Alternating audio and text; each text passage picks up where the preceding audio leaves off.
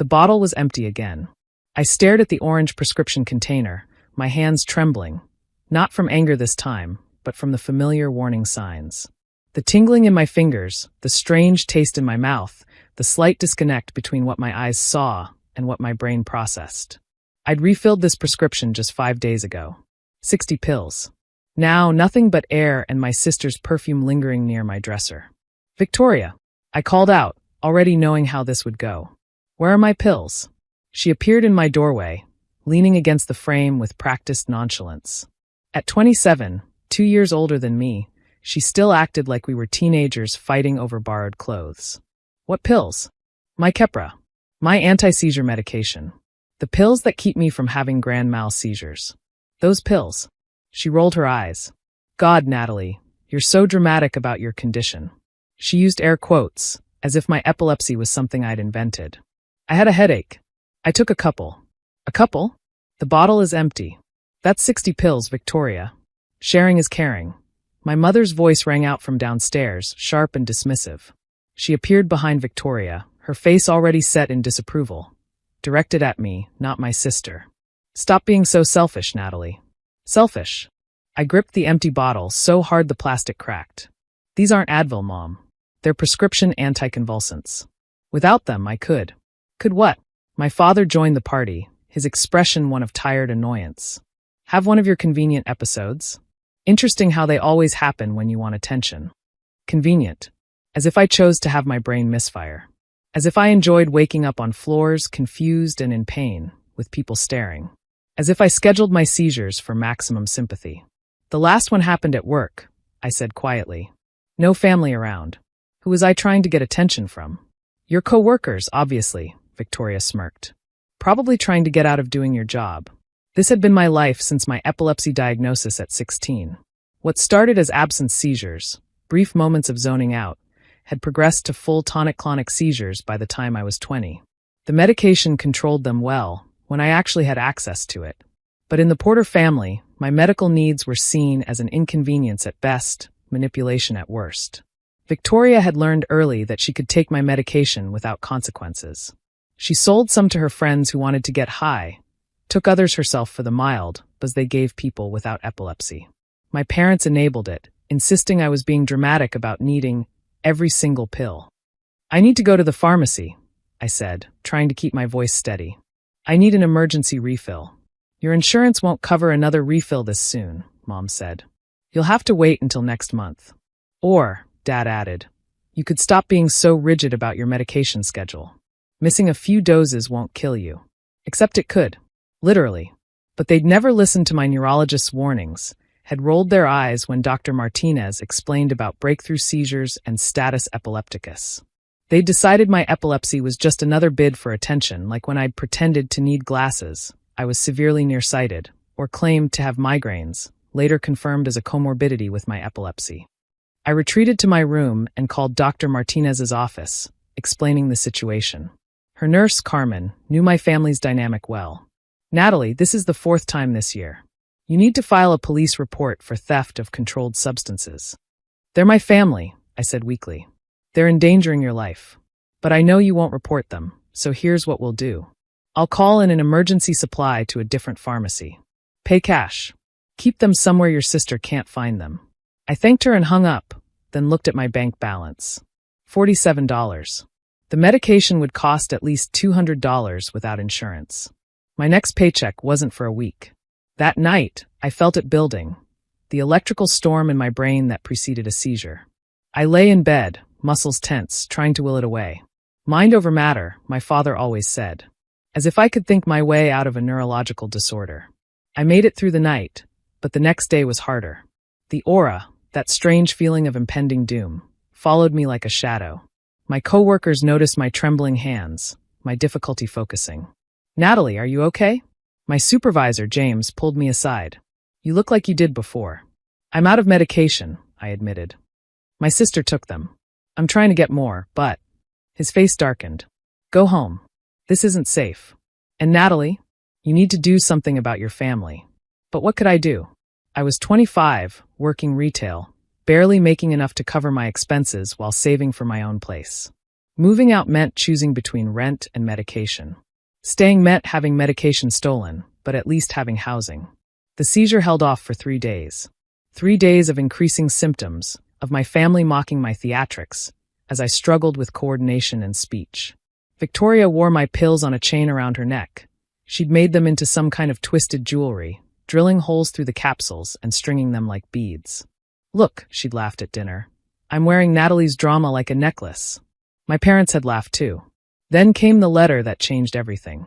My grandmother, the only family member who'd ever believed my epilepsy was real, had passed away 6 months ago. The estate had finally been settled, and we were all required to appear in family court for the reading of the will and distribution of assets. "Grandma left everything to her 4 grandchildren equally," Mom said, reviewing the lawyer's letter. "Including you 2 and your cousins Brandon and Amy." What she didn't say, but what we all knew, was that Grandma had been wealthy. Her estate was worth over $2 million. Split 4 ways, that was enough to change any of our lives. "Finally," Victoria said, "I can quit pretending to look for jobs and actually live." The court date was set for the following Monday. I had no medication, no money for more, and no way to get through what would surely be a stressful day. I called Carmen again, begging for samples, for help, for anything. "I'm sorry, Natalie. Dr. Martinez is at a conference, and I can't authorize samples without her. Can you borrow money? Use a credit card." I'd maxed out my credit card on the last emergency refill. My friends had already lent me what they could. I was trapped. Monday arrived with the worst aura I'd ever experienced. Colors seemed too bright, sounds too sharp. My hands shook as I dressed in my only court-appropriate outfit. In the mirror, I could see my pupils were different sizes, a bad sign. "Stop making that face," Mom snapped as we drove to the courthouse. "This is a happy occasion. Don't ruin it with your attention-seeking." The courtroom was smaller than I'd expected, wood-paneled and stuffy. We sat on uncomfortable benches while the judge, an older woman named Judge Chun, reviewed paperwork. My cousins sat across from us, avoiding eye contact. They knew about Victoria stealing my medication, but had learned not to get involved in our family dynamics. "This is a straightforward distribution," Judge Chun began. "Margaret Porter left her estate to be divided equally among her 4 grandchildren. However, there is one unusual stipulation." She paused, studying a document. "Mrs. Porter specified that any grandchild who has committed a crime against another grandchild forfeits their share, which would then be redistributed among the remaining beneficiaries." Victoria scoffed. "Crime? We're family. We don't commit crimes against each other." That's when I felt it, the electrical storm reaching its peak. My vision tunneled, my muscles began to twitch. I tried to speak, to warn someone, but my jaw locked. "Natalie, stop making faces," Dad hissed. The seizure hit full force. I fell forward, my body convulsing violently. My head struck the bench in front of us, and I heard screaming, maybe mine, maybe others. The world became nothing but electrical impulses misfiring, muscles contracting beyond my control. "Medical emergency." Judge Chen's voice cut through the chaos. "Call 911 immediately. Bailiff, clear the area." I was vaguely aware of being lowered to the floor, of someone protecting my head. The seizure seemed to last forever, wave after wave of convulsions that left me gasping for air when I could breathe at all. Paramedics arrived within minutes, though it felt like hours. As they worked to stabilize me, I heard fragments of conversation. "Status epilepticus. Needs for medication immediately. How long without her anticonvulsants? Could be fatal if we don't." When the seizure finally ended, I was exhausted, confused, and humiliated. But I was also aware enough to hear Judge Chen's voice, cold with fury. "Who is responsible for this young woman's medical care?" "She's an adult," my mother said defensively. "She's responsible for herself." "I see. And the pills around your other daughter's neck? What medication is that?" "Silence. Bailiff, please collect that necklace as evidence." "Officer Martinez, I want those pills tested immediately." "This is ridiculous," Victoria protested, but the bailiff was already removing the necklace. "They're not even real pills."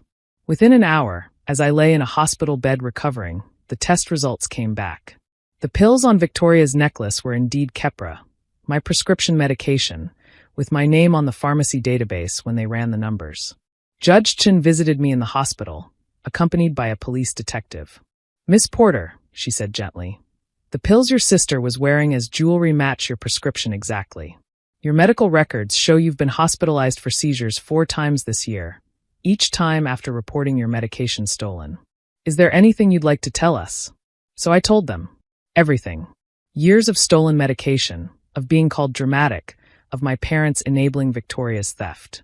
The detective took notes while Judge Chen's expression grew increasingly grim. Theft of prescription medication is a felony, the detective explained. Especially medication that, if withheld, could result in death. Your sister could face serious charges.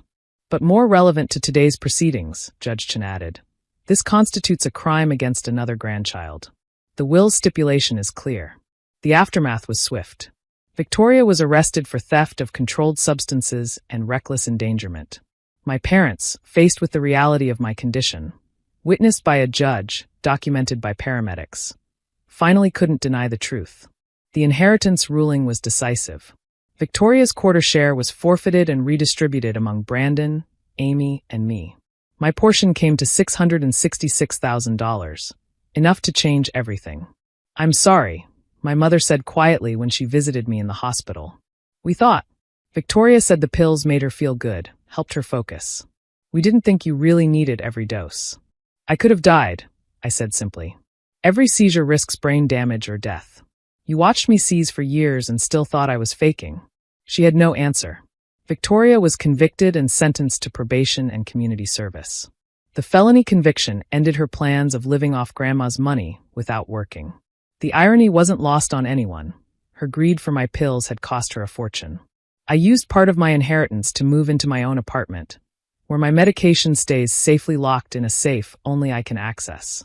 I see a new neurologist who's helping me recover from the damage caused by repeated medication interruptions. My seizures, once well controlled, are more frequent now, a consequence of years of inconsistent treatment. Dr. Martinez told me bluntly, the repeated periods without medication have likely caused permanent changes to your seizure threshold. This was preventable. But I'm alive. I have resources now, excellent insurance, a support system, and most importantly, control over my own medical care.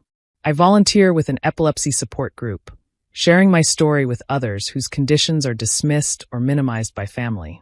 Never let anyone make you feel dramatic for needing life-saving medication, I tell them. Your health is not negotiable. Your life is not a bargaining chip. Sometimes I think about that day in court, the terror of seizing in public, the humiliation of losing control of my body in front of everyone. But then I remember Judge Chen's face, the vindication of finally being believed, the justice of consequences finally landing where they belonged. Victoria still insists she didn't know the pills were important. My parents claim they were just trying to keep the peace. But the truth is simpler. They valued my sister's wants over my life. The seizure in front of Judge Chen wasn't convenient or timed for maximum sympathy. It was the inevitable result of medical neglect and theft. But in a twist of cosmic justice, it happened at the one moment when denial became impossible and consequences unavoidable. My grandmother, who'd slipped money to me over the years for medication when my family wouldn't help, had somehow known. Her will's strange stipulation protected me even after her death. Now, every morning, I take my pills, all of them, on schedule, without anyone calling me selfish. It shouldn't be a luxury, but for me, it feels like freedom. And Victoria? She learned that sharing isn't always caring. Sometimes it's a crime.